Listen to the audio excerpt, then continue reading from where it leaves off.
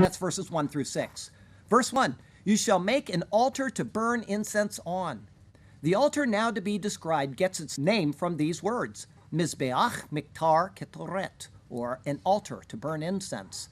The word ketoret, or incense, is from the same root as the word ketor, meaning clouds or smoke. Thus it means smoke, or the odor of a burning sacrifice, or incense. However, the altar will also have a different name ascribed to it, which we will see in just a bit.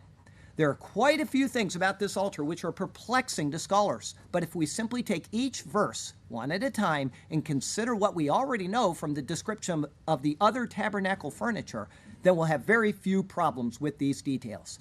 Verse 1 going on, you shall make it of acacia wood. Like much of the other furniture, the base material of this altar is to be acacia wood.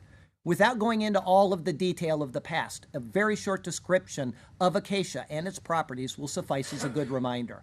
It's a very slow-growing tree that would be readily available in the area where they are. Its heartwood is dark and it's reddish brown, and it's very beautiful when sanded and polished. It is resistant to decay. It is thus considered an incorruptible wood. Verse 2, a cubit shall be its length, and a cubit its width. An amah, or cubit, comes from the word em, or mother. Thus it is the mother measurement. It is the distance from the tip of the middle finger all the way down to the bend of the arm at the elbow. Thus this will be about 18 inches long. And, verse 2 continues, it shall be square. So far we have seen that the brazen altar and the breastplate of judgment were both square. The altar carried the idea of judgment. The breastplate signified judgment and intercession. This third piece, which is square, will logically follow as intercession then.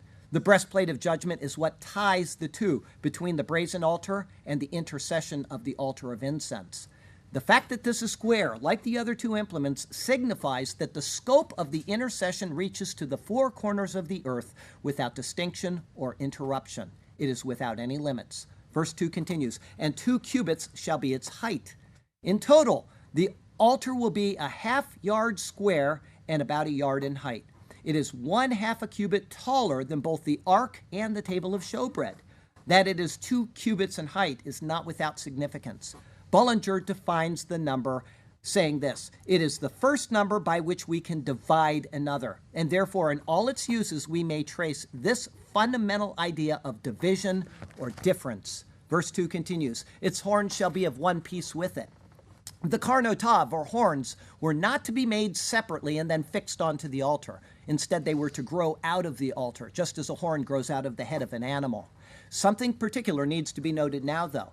Here's a portion of the description of the brazen altar. Here's what it said in Exodus 27:2. You shall make its horns on its 4 corners. Its horns shall be of one piece with it. If you noticed, the number of horns given for the brazen altar is 4, but the number of them given here for this altar is not mentioned. There must be a reason for that.